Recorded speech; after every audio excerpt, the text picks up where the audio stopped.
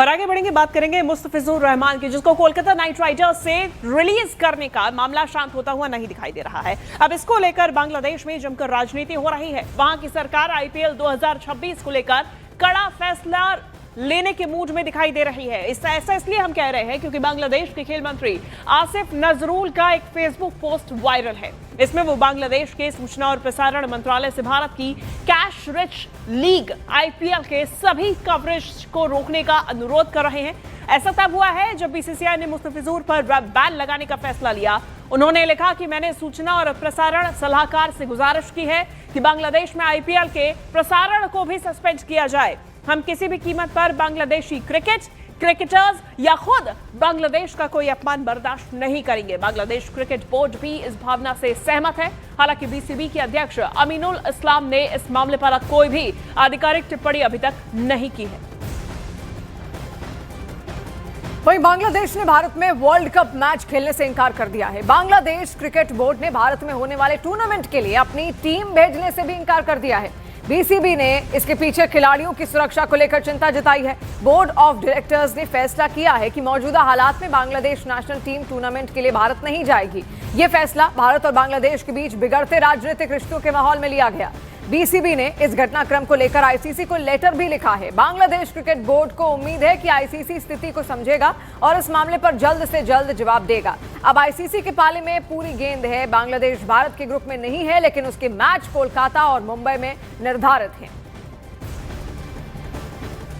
तो वहीं दूसरी तरफ मुस्तफिजुर विवाद पर शशि थरूर ने क्या कहा है, आपको बताते हैं। उन्होंने कहा कि खेल को राजनीति से अलग रखा जाना चाहिए। वहीं इस पूरे विवाद को लेकर प्रियंक खरगे का भी बयान सामने आया। उन्होंने बीजेपी को घेरा है।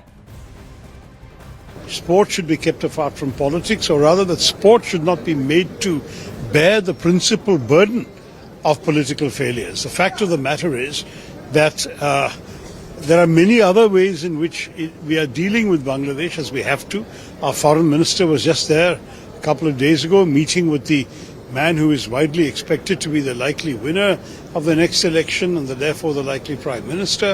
We are conducting various aspects of engagement with the people of Bangladesh on the recent atrocities against minorities, which I myself have spoken out about. We are already urging the government to assert law and order over these lawless elements in the streets.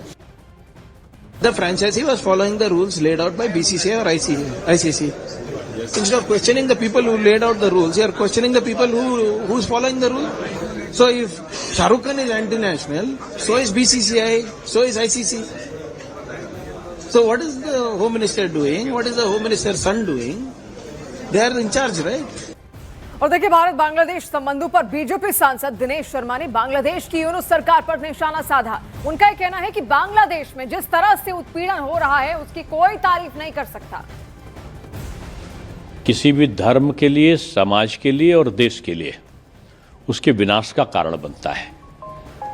और बांग्लादेश में जिस प्रकार से उत्पीड़न हो रहा है वो उसकी कोई प्रशंसा नहीं कर सकता, उसकी सर्वत्र भर्त्सना है। और बांग्लादेश में लोगों को जो वहाँ के समझदार लोग हैं उनको आगे आना चाहिए।